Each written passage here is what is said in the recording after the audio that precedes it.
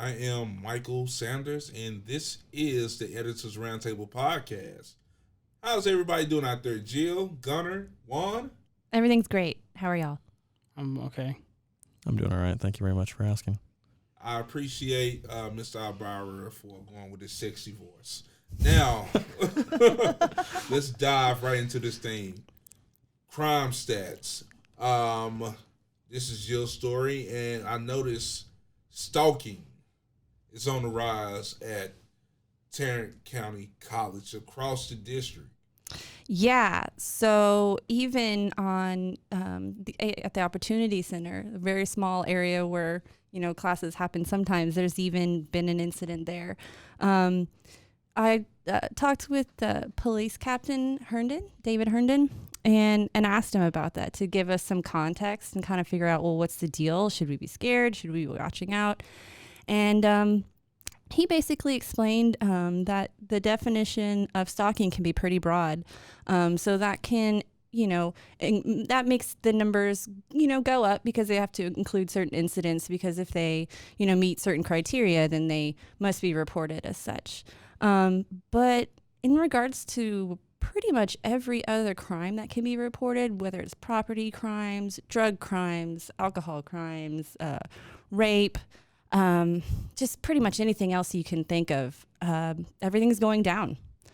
So overall, it's a pretty safe place to go. Another thing that's going to, factor into that is that we don't have any dorms, and that we do have a pretty good police presence, a lot of patrolling on campus, and a lot of campus resources. The security report can also tell you how to protect yourself. So I encourage everyone to get a copy of the report and check it out. Okay. Other than that, do you have any suggestions for women that, may feel, like they're being stalked or, preyed upon? So definitely report what's going on.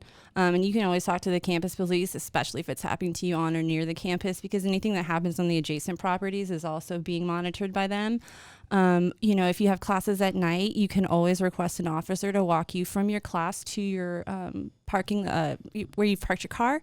Walking around with, more than one person is going to help. And there's a lot of areas on the campus where if you have an emergency, you can just hit that button and the police will come. Yeah, and sorry, I was going to ask. Go ahead. So you spoke to police chief. Yeah, actually, Captain Herndon is who I spoke to. Correct, yeah. Mm-hmm. And in terms of stalking and it being a large thing now because of the description of stalking, what exactly are the parameters of that? So a stalking incident is categorized by more than one incident. So like if a person was being stalked, or if a person was, if somebody was doing something to them that made them uncomfortable, made them feel unsafe, if that happens one time, that's kind of just a one-off incident. If it happens repeatedly, 2 times or more, and the victim feels like they're in danger, and extreme emotional distress also counts, then those criteria have been met, and that incident will be reported as a stalking incident. Okay, gotcha. I mean, so has that changed in the last? I think just because it has the broad parameters, it just allows for more of the incidents to be reported and to be added to those numbers. Is there anything else besides that he attributed to the cause of? Nothing that we discussed. In general, like I said, all the other statistics support that all of the campuses on the whole are really safe. I mean, incidents are in the single digits over 3 years in many of the campuses and in many of the categories. Yeah. Now, did you say what the numbers were exactly? Because I believe I remember them. They were almost doubled last I remember looking at, for the stalking, at least I should say. The stalking. So yeah, in many of the campuses, it has gone, I would say it was doubled. There was one campus that only had 1 for 2016, 1 for 2017, and maybe 2 for 2018. So Gotcha. In some campuses, the numbers might seem a little more dramatic of a rise, but the incidents and like the amount of incidents that occurred is just really low. Mm-hmm. And compared to universities that have dorms and larger population of students, it's Yeah. more of a problem. So this is just a really safe place to be. Okay. I'm just curious as to what else there was there. Cool. Moving right along. We have reactions to the bond election changes and the rotunda on South Campus. Correct. Now, small disclaimer here: these two, in essence, they aren't related when it comes to the bond proposition, but they are related in the fact that there are major changes happening to campuses at TCC. They are just from two different things. One is the South Campus Rotunda is in the process of possibly being torn down, and the plans are being set up to do that already, I believe. Now that money is coming from the finance and what's it called, and real estate facilities fund. Now all that's coming from that budget, but the other changes, which are stuff to Northwest and Southeast, is the big ones, the big changes. There's stuff happening to every single campus, but the big changes are happening on those two campuses. Those are coming from the bond proposition happening on November 5th, where if it passes if voters say it's good, then TCC will receive $125 million, and a portion of that will be used to help pretty much reimagine Northwest and to help change a couple things on Southeast. And that money is coming from that fund. So two separate things. Just these reactions are very similar in that essence. Yep. What's your thoughts, Gunnar? Well, I spoke to students on Northwest, which is one of the campuses that's getting the most changes, I guess. They're tearing down 75% of the buildings or something. More or less, yes. Yeah. And it's tough to talk to students about it because it's such a the foresight and the project is so it's not supposed to be done until 2024 or something. Pretty far from the future Yeah, in the minds of students. And especially 2-year college students. It's wrong to say that most will not be here, but it is not wrong to say that most don't really imagine themselves here in 4 years. Most of them see themselves having a 2-year, 3-year kind of plan. Moving on by then. Yeah, move on. So it's tough to get people to care. So I got a lot of I'm not going to be here, so what's the big deal? But for some reason, they did care whether they're going to be here or not about the parking. That seems to be the number one thing that people were wondering about. Because I mentioned that they were tearing something down and adding a parking lot, and then I saw them perk up and be like, wow, that's great. There's actually going to be parking. And I think Southeast also has problems with parking. So that seemed to be the number one thing from my talking to students was that seems to me the parking. most impactful anyway. If you don't have a class in the building that's being affected, that's whatever, but everyone has to park. Yeah, exactly. Yeah. And parking can be a pain, especially on Northwest, which I've been there before. Absolutely, it can, it's especially if pretty you're bad. running late. And I'm just saying, I think if they would just pave the overflow parking and not have it dirt, I think that would solve the problem right there. Because the overflow, I've never seen the overflow parking all the way full, except for Me maybe neither. on the first day of class. Yeah. So they're doing something. I don't think that's what they're doing. Maybe they are. They're doing something different on that end. It's hard to tell because the two plans are so different. Yeah. It's not like they're just taking one building out on Southeast. They're taking a good majority of them and tearing them down. But that probably has to do with the structure of the Correct. building already being flawed. But Yeah. And so we also had our reporter, Victor Allison. He went on Southeast and asked students there, and that was essentially the same thing, like you said. Parking's the biggest so we're issue. among students. I know he spoke to a professor that was we need more classrooms too, Mhm. which that would make sense why the professor would think that because students don't think wow, there's not enough classrooms here. No, Because they just exactly. make it work. As opposed to a professor that I'm sure up to the time whenever their class starts and even maybe a week or two in, they're still being moved around. Yeah. Yeah. Moved around from classroom to classroom. We're going to be. I've never been to Southeast, but I know the numbers that I was given about how many people have the areas around that campus that are growing in terms of population. Yeah, It really- Mansfield, for sure. Yeah, exactly. It really affects the way that that campus fills up now Mhm. in the spring and fall semesters, and Yep. sounds like a good thing. And it seems like I don't remember seeing on there how they're going to add classrooms because I thought they were just demolishing a building. I don't think they're adding anything. It'd be they're adding a building closer to the campus, okay. and they're also adding 2 buildings actually. That's good. Yeah. Okay. So a couple things there, and then in terms of the South Campus Rotunda, very similar. That building's been there since I believe '73, I think, and it was. People also don't really care either. So, I mean, I had a library manager. She told me that she said that she took classes there at that building back whenever she was on TCC, but she didn't really have an attachment to it, just a building to her. And students overall were just like, okay, that's fine.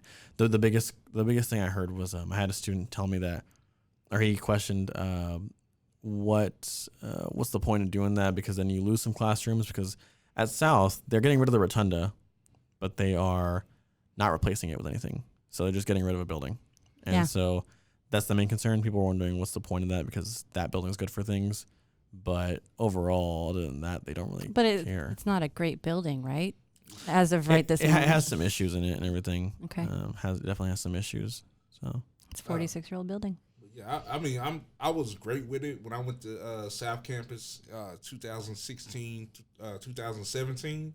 The building, like, it's good for classes to me. It was still good for classes.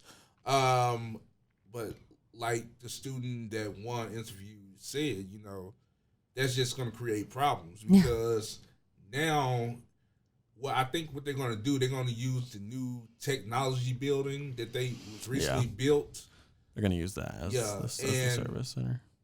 You know, that's a lot of people don't know. You know, I was lost for like 3 days. I couldn't find the building at all, like back then. So, but I kind of have an attachment to the Rotunda because I went there for College for Kids. Yeah, that's right. Yeah, so yeah, man, it's gonna be a landmark that will be missed, at least by me. So yeah, and I'm sure there are other students that also have attachment to it as well. Just no one I spoke to had anything to say about it, really. So I mean, it's probably not a huge thing that it's going away. But I'm sure a handful of students probably. All right, not a problem. Moving right along. I'm gonna butcher this, but I'm gonna try it. All right, go for it. I'll correct you if you're wrong.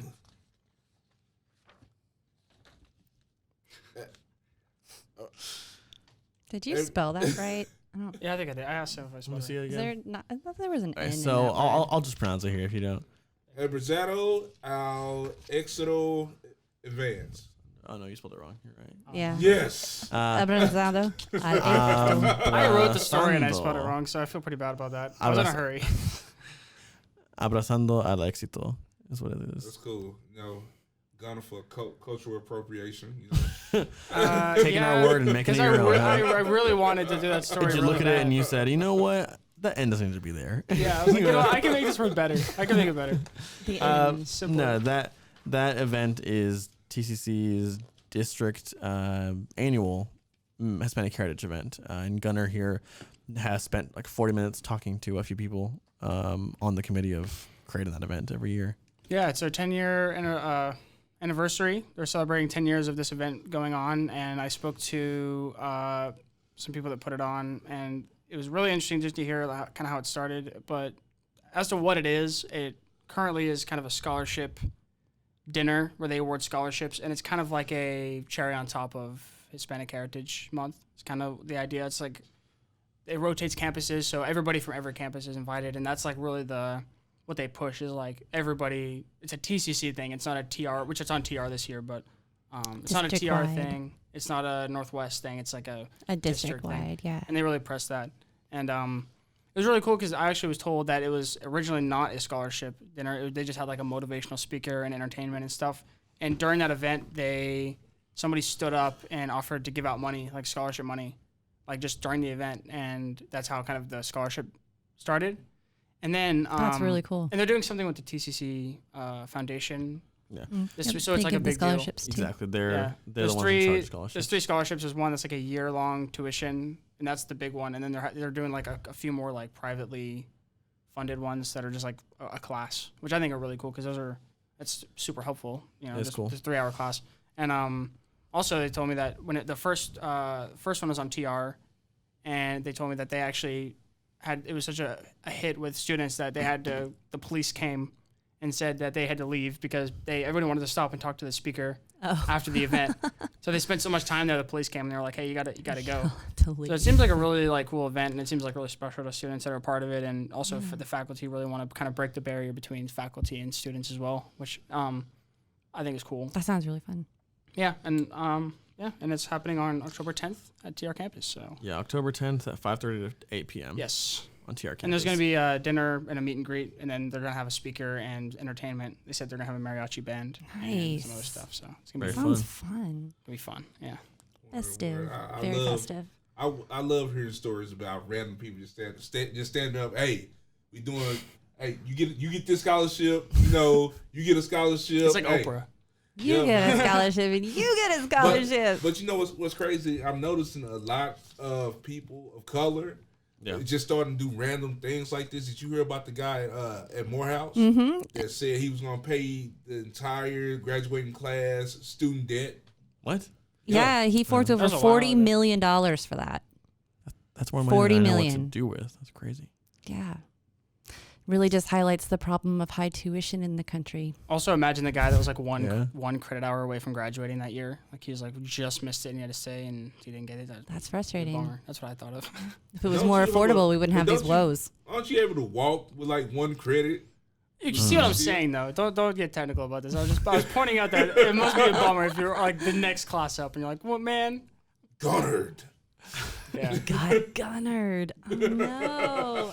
We're I wanna using get your name as a verb now. Yeah. A derogatory verb at that. Sorry. I mean, hey, you know, Jill's kids can't say it because then they get in trouble. Yeah. top limits. Oh man, Gunner is a great guy, man. I give him a hard time, but he's tremendous. He just brings his energy to the office. It's like, you know, I want to Nervous energy. Yeah, I want to Like a like meth I want to kill him Monday, Wednesday, but he's cool Tuesday, Thursday. Because I'm not here on those days, right? And Friday is Well, just today's up, Tuesday. Oh. Friday's just up in the air. I'm here Thursday, Yeah. so the days I'm not here, I'm cool. But the other days, you know, take it or leave it. We miss you when you're gone. I don't miss any of you. That's rude. Sorry. That's what's up. Apology accepted. Okay. Yeah. Speaking of Gunner, homelessness and Trump. The editorial you did for everybody. Yes. Yeah, all of us are. Our agreeing shared on this. opinion. I just wrote it. I did not. This is not my opinion. It's the opinion of all of us. Hopefully. Now remember, I am a Trump supporter.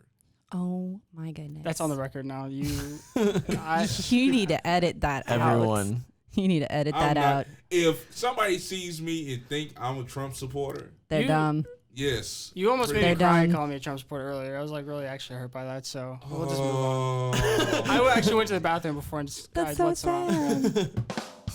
Oh God, here we go. Cry it out. Get your Is that tears how we're gonna out. start the editorial? Is it the drum roll like that? It's not enough. This is actually a pretty serious But, editorial. Yes, It is a exactly. racist I think- editorial. I You agree, really as do. well. This is the second podcast in a row in which you've resorted to childish sound effects right before I'm about to say something. Well, I support You childish brought- antics. here you go. Sorry. I do See- any other time. now the kicker is the sound that wasn't recorded at all. So Oh yeah. yeah, Also, nobody knows what I'm talking about. no, Okay, well, Oh. but Okay. that was what it was. That's So what what? Moving Those on. sounds aren't recorded. no, I didn't set it up in there. Thank God. So all this is being cut. I'm assuming that we're talking. No, this is just This is going on staying what in. we're talking about. Great. Yes. This is the heart of the It's already debate. confusing Go. enough. Okay, so the editorial is about some comments that our President Trump made about the homeless population.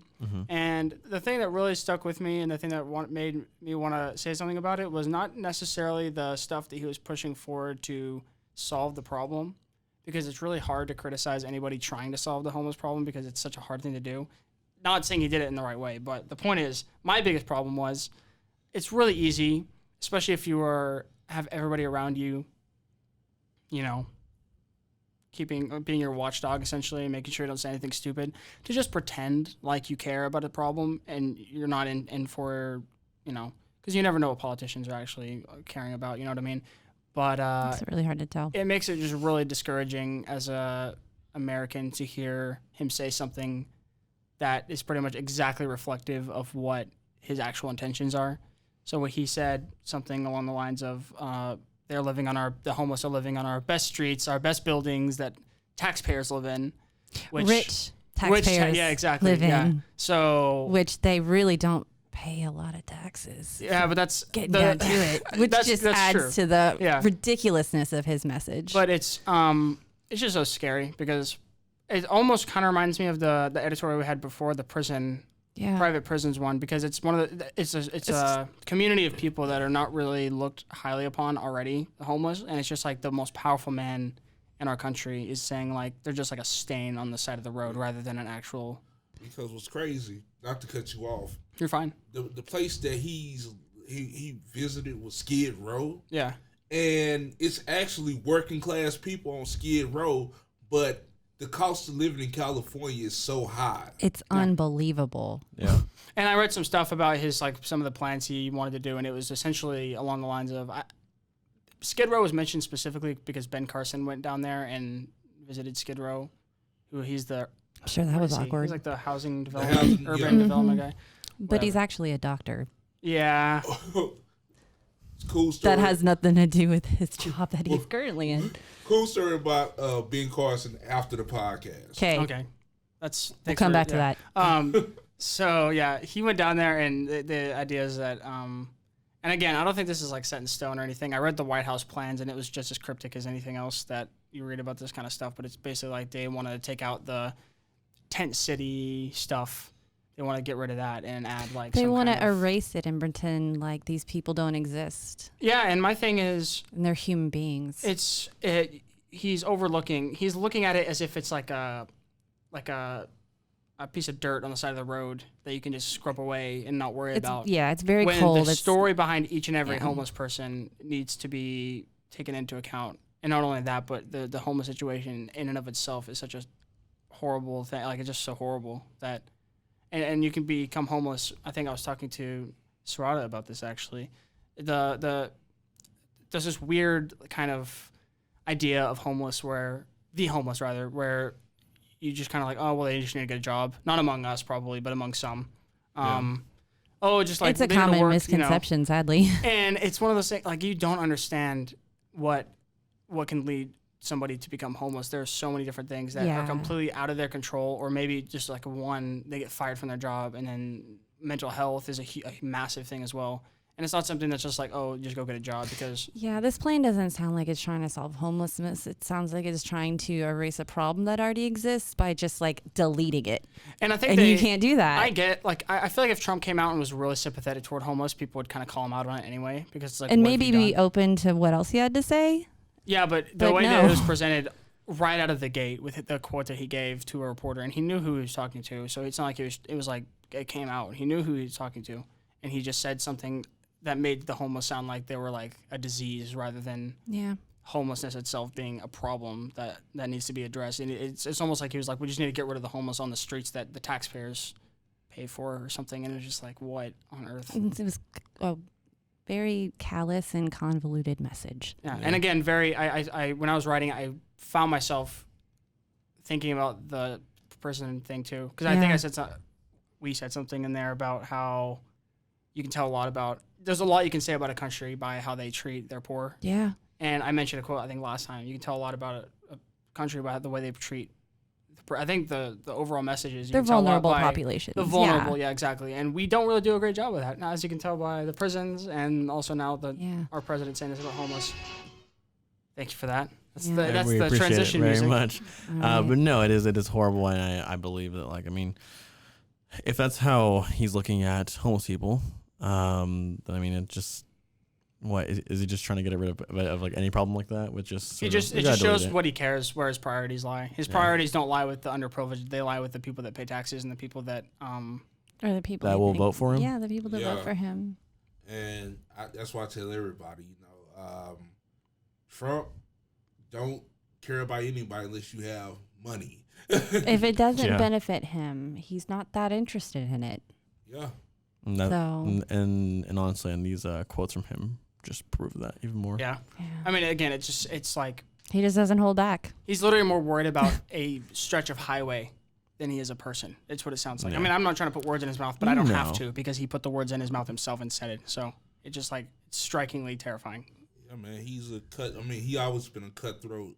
He just says what he thinks, which is why a lot of people voted for him. But I think people now are like, what you're actually saying isn't that great. Yeah, the things you're saying is what you're thinking, and the things you're thinking are terrible, terrible things. They're bad. And he just needs I mean, you can think that, I guess. I'm sure there's a lot of politicians that all the decisions they make have their own benefit in mind, but there aren't too many that make it, that are just like, here's where my priorities lie. And it's just like, it's scary. And it's a bunch of evil, scary priorities. At least let me say that about you and don't say it yourself. You know, it's just one of those things. Yeah.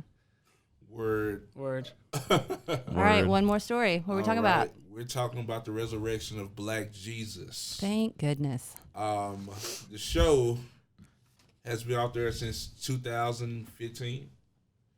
15 is it 14?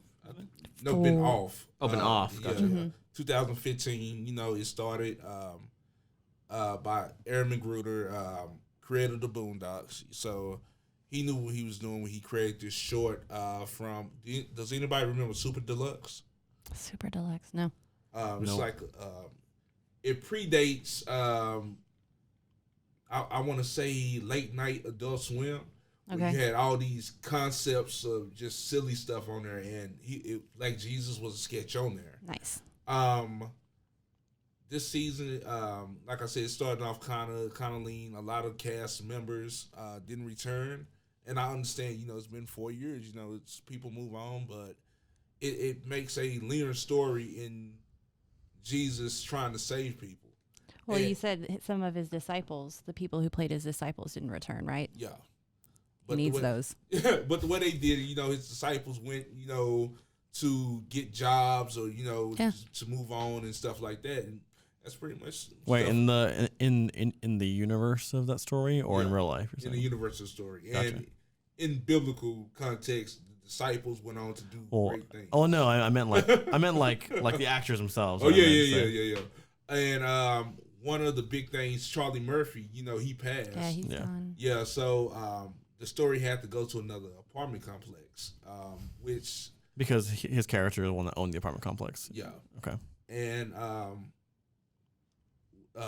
what's the character name? Lord the Bum, which is played by John Witherspoon.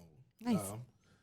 So during the first episode, he's just on the corner. He asks Jesus to help him with a hangover, and Jesus cures him, but he gives him sobriety, and he hates it. He hates it. He wants it's like he tries to drink it, but it tastes like nothing. Yeah. Wow. So he's super peeved about it. He's like, I just want to go back to being a drunk bum. I hate being productive. I hate being this. I know because he runs an apartment complex now. Gotcha. You know, I hate this. You know, so yeah, man. A lot of people don't like the show because it paints Jesus as a black man, and he's hanging with convicted felons, drug dealers, and stuff like that. But in the Bible, he's hanging with the lower people, you know, people who seem like the scum of the earth in society. Yeah. And it's all about teaching them a better way of life. Because, they'll come up with just a crazy scheme to get rich. Jesus tells them in advance, this is not going to work. Well, you can't take your riches to heaven, so. Yeah. This is not going to work. I'm telling you in advance. So they would go do a scheme, and Jesus has to bail them out. And they go get fish sandwiches after. Aw, fish. I get it.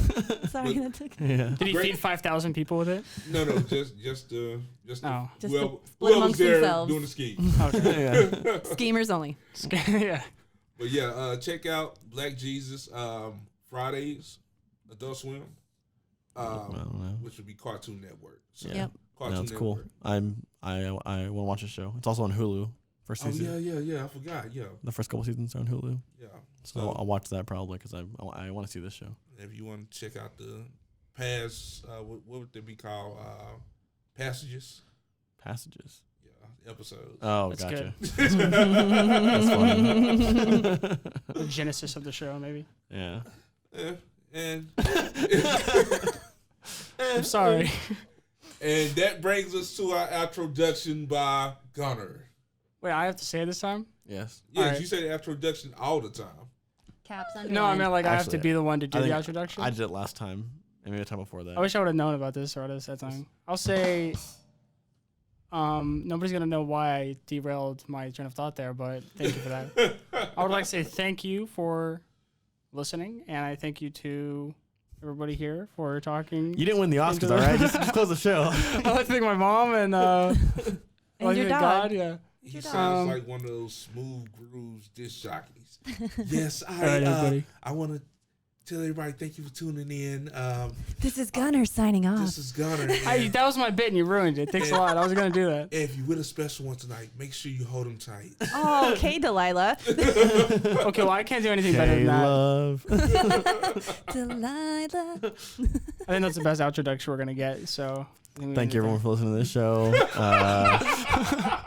Thank you and I'm sorry. to Michael Foster Sanders for helping produce this show, Jill Bold, and I, and I guess Gunnar Young too. Wow. You know these outlines you're reading? That was me. Oh, so yeah, that's true. let's Okay. go ahead and thank you for that. Thank you, Gunnar, for writing the outlines. I You're welcome. appreciate all of you guys for being on the show. And also to our audience out there, again, thank y'all for tuning in. Don't get gunnered, and have a wonderful day. Bye, friends. See you later.